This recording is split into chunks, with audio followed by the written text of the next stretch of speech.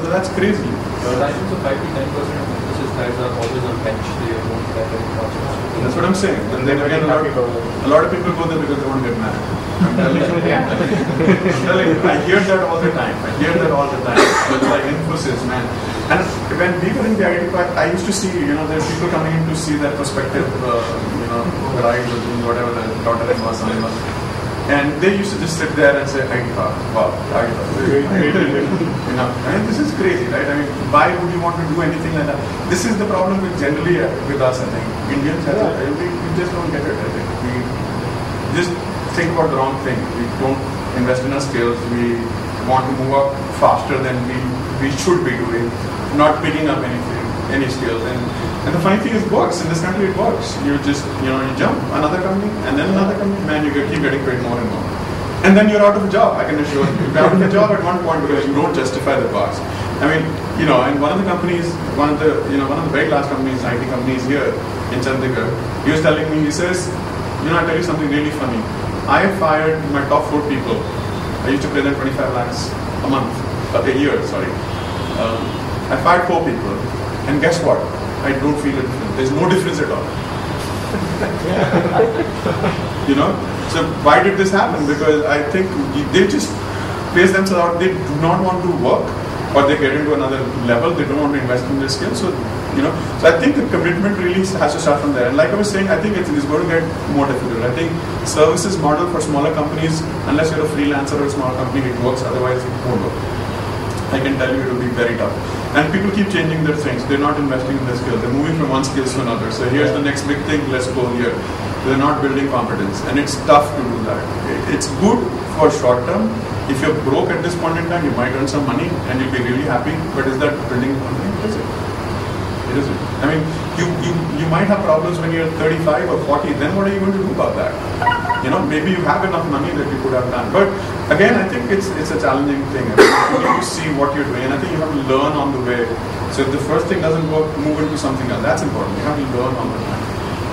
Maybe like a general question, entrepreneurship as a culture is not picking up in our society.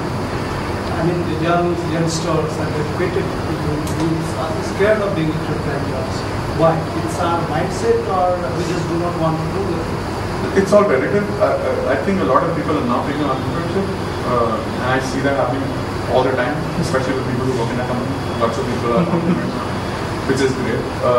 No, when you compare it, to the size of the young, educated, skilled people we have.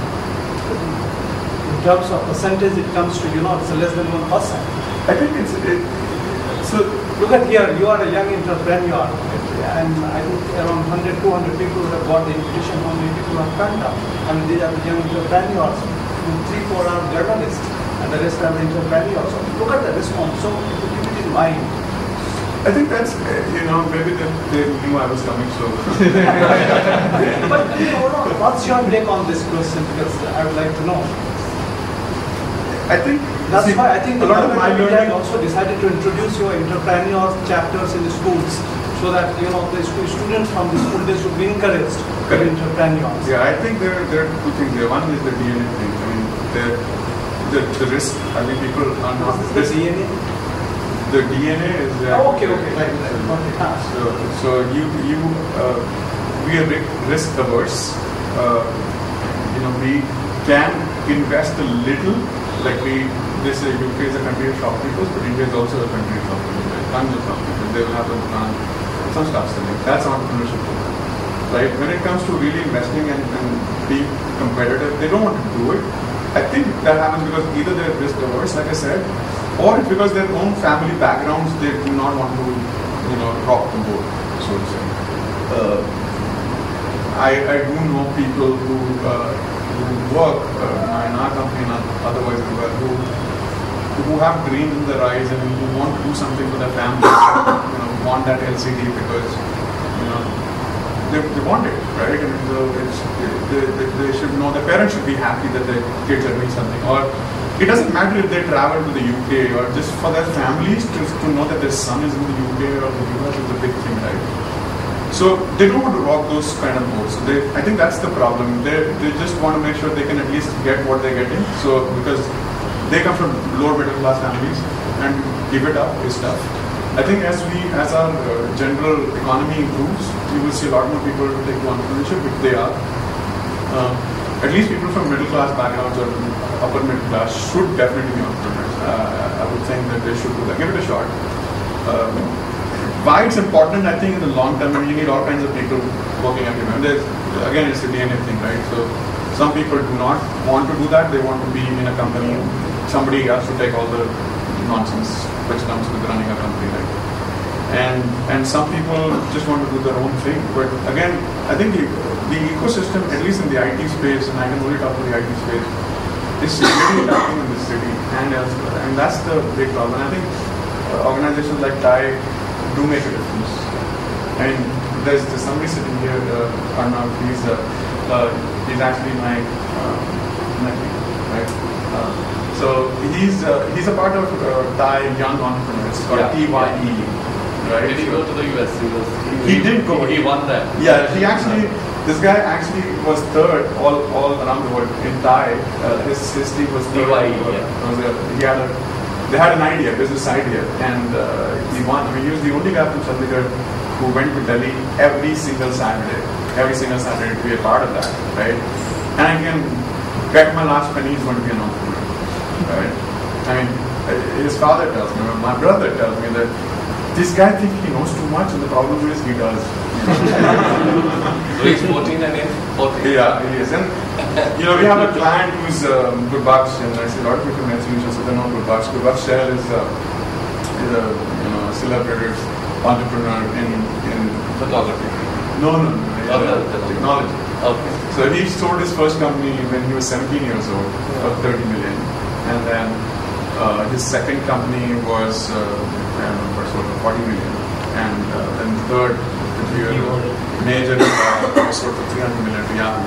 He's on to his fourth company, which he says is worth $2 billion given current valuation. It's $2 billion. I mean, people just line up and just give him money. So the point I'm trying to make is that he did it when he was 17 years old. I think it has to start then. Entrepreneurship can happen at any age, but it has to start early. And for that, you need to be exposed. And I have learned a lot. I mean, for me, like I said, I was the accidental entrepreneur, so there's a lot of things that I still don't know. And I'm a self-taught person. I've read a ton of books, and I buy a lot of books. And sometimes I read them, sometimes I don't. I just keep them, right? So, but I think I go to a session like Thai. I go to a lot of places. I mean, you would be surprised. I mean, we were at NASCOM. I go tons of places, and the only thing is learning. And one of the things that I do want to do is probably go to ISB, do a 2-week course or something. It's like, Yeah, the ISP guy. Oh, really? Okay. And building the campus here. Oh, awesome. Okay. We're taking over the Mohali. Great. Next year. So yeah, I mean, so those are things that I want to do. It's like self-taught, but I think it's all about. I think getting ISB here will help a lot. Build that sort of ecosystem culture. Thai helps a lot, but there's a lot that needs to be done. A lot more needs to be done. And I think at the very least, people who want to be entrepreneurs should be with Thai. I mean, I've met so many people like Kamal Rekhi, and you'll be surprised. I mean, this guy's Kamal Rekhi. I mean, this guy can't even sit straight, right? And he's like slouched. I mean, crazy. And then you see these guys are like amazing people. They're just so brilliant. And then you get exposed to these guys. You talk with these guys, 1:1, and say, man, this guy's a regular guy. I mean, he's no different than anyone. So I think it's that belief that you can do it. It's that that exposure, and I think all of those are important. So you need to invest in yourself. That's the only thing I would say. And you really need to keep looking forward. I mean, you really need to look at building something really cool. I mean, do not focus on just earning money. Either have that dream of building something really good, and then follow that dream and chase that dream. If it works, great. And I think 90% times it doesn't work. But you need to pick yourself up. So I'll just go back into where I started from. A lot of things I told you, a few of you weren't there. I told you what I was fixing internet connection, right? But the genesis really started much before. I actually had 2 companies before I started. When I got a net solution, nobody knows about them, and don't talk about it. There's nothing. Those are failures, and it wasn't even a failure because just like net solution, it wasn't something I was invested in. Like I was spending money, time, all of that, yes, but it wasn't like spending 100% of my time there. So my first company was a company called Orion Exports. And for whatever reason, I was really excited about exports because in Ambala, everybody was an exporter, right? So wanted to be an exporter, and it was amazing. I joined an organization called FICCI, and they used to send a mailer that this guy in France needs this shoes. And I remember I used to go to Balli Maran because I heard somebody's making shoes there. I used to go there and take samples and ship them samples. It was crazy. I mean, what was I trying to do here? I mean, was I trying to just do anything? I could just pick up something and say, okay, this is what I'll do. It was crazy. So obviously, I lost interest and it won't really happen, right? And I remember I used to keep faxing these. I bought this electronic typewriter and used to type those really fancy letters on an electronic typewriter and fax them. I was spending like $500 faxing to the US. Crazy. But that was my first thing, right? Second company was called Cyber Jobs, which was actually started within Solutions, which was about placing people. And why did that happen? Because somebody said, hey, can you find some people for me? Sure, I can. And my company doesn't have a name. Okay, let me call it Cyber Jobs. So I created something called Cyber Jobs. And I forget the name of this company. I used to go to Delhi, take all these people. There were no people here. People used to come to Delhi. I used to advertise on various job sites, collect those people, and take them to these companies and say, I'm going to place you here. And my brother-in-law used to accompany me sometimes. He's saying, man, this is awesome, but you not think what he's doing, you could do yourself? I was like, yeah, maybe I can do this myself. See, so one thing actually leads to another. So you look at those guys and say, man, this guy's an idiot. I mean, you look at their attitude and look at what they were doing and they were earning so much money. Why is it that this guy can do it and I can't do it? So from Cyber Jobs, next solution, I started my own company and I did it for myself. So I think one thing leads to another. I think that's why it's kind of important to have that transition. And I think I forget something should happen often, but it's important that failure happens quickly. Should not happen after you've invested everything. So I think that's important. So whatever failure you have to ensure that even if failure happens, that's fine, but should not happen at a later stage. And I think you need to make sure about that as much as possible. How important is domain knowledge in the business that you start? Did you have it when you started your third, second? I didn't. Does that stop you? It doesn't, but I think it's important for you to know what you're doing. There's, in business, the MBA classes, they'll tell you what the early mover advantage. They'll also tell you about the blue ocean story. Blue ocean strategy, you get into areas where there are no barriers. So that's what we did. It didn't matter to us because we didn't have the domain knowledge. It's like mobile. I mean, currently you'll be surprised when we started mobile, we started when iPhone was launched, which was the first smartphone. We actually did it when even iPhone wasn't launched. Okay, so we started working in that area. And we started building something in Flex many years ago. Flex was a technology which nobody really knew. And the funny thing was, Flex was a company called Adobe, and we were telling people in Adobe how to use Flex. That was the craziest thing. The guys, we're asking them, can we do this? And they say, no, you can't do this. We're saying, no, we've done this already. We're saying, can we actually move further? So that was awesome. And the companies acknowledged that. So when we started doing iPhone programming, mobile programming, I mean, you said you were doing mobile programming, right? But we started doing 4 years ago. There's early mover advantage. And we got mentioned on Wall Street Journal, which is amazing. I mean, we were just like a regular company. We probably had 2 developers, iPhone developers. And there were freshers that we trained, but we somehow got that buzz around us. And people just, every day I hear somebody come to me and say, oh, you guys work with Facebook, or you guys work with Apple. I never correct them. But no, we don't. Yeah. We don't work with anyone. We do build products for Apple devices and Facebook devices, right? But the early mover advantage, I think, is really critical. And at that point in time, domain knowledge, some knowledge is obviously important. You can't just start doing something. However, it's not critical. For services company, I think it's also the demand and supply thing. If you were in the US and trying to start a services company, it's tough. If you're in India, there's still a price differential. Maybe you can live with it. And you see companies starting up every single day. They're successful, some are successful, most are successful. coming back to your question, I think Society Hospital, I'm not sure, but I think so it's in partnership. One of the owners. You can have one more last question before we go, then open the floor for interactions. That's interaction, right? Somebody would like to exchange cards with you guys. Okay. Any last feature? So next 5, 7, 10. In technology? In technology, in the area you are. Mobile. Mobile is massive. So two things I would say. Mobile is really, really massive. I think India is a big opportunity as well. There's nothing that's happening in the country. Massive opportunity. So if we do something here in technology, and the good thing is that we already know what's successful in the West. You can simply replicate those models. It's as simple as that. There's no maturity at all in the way internet works in this country. Okay, in how internet economy works in this country. There are no models for, there are no content sites, for example. How many different sites that you know that you go to for browsing or whatever? So you just go to Yahoo or whatever. There are no content sites. In the West, it doesn't work like that.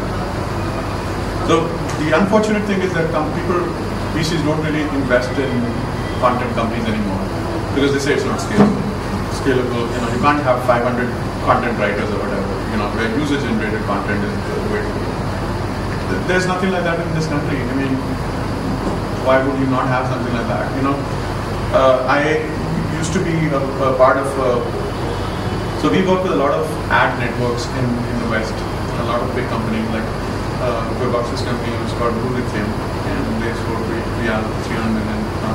It's a very big company in the ad space. There are other companies we work with, Value Click, Fast Click, really large companies.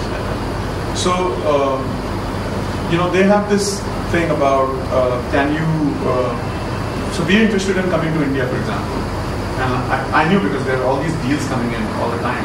And this French scooter manufacturer wanted to see if we could find 200 people in India to take a survey. I think it was 200 or it was more. I think 2,000 people in India to take a survey.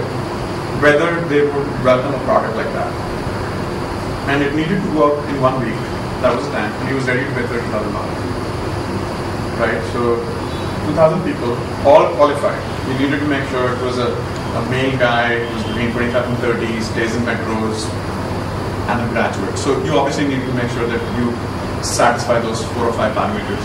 But if I had those 2,000 people already in my database, I could have earned $30,000 right there. Those are opportunities that exist.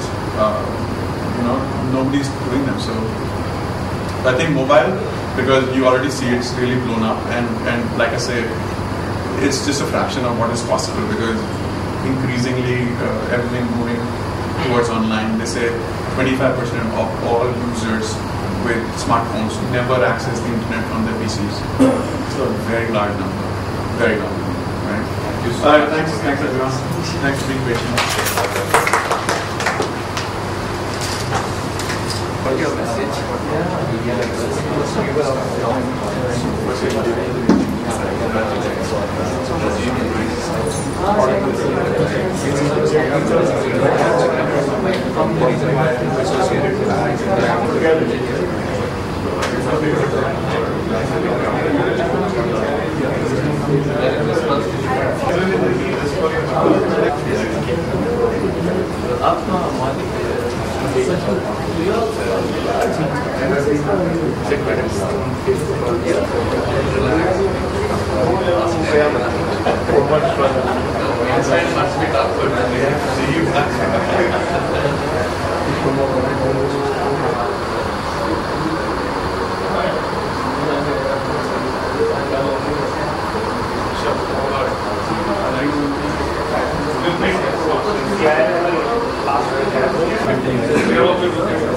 Sun was allowed, so when it was But you were at the session where we took him there.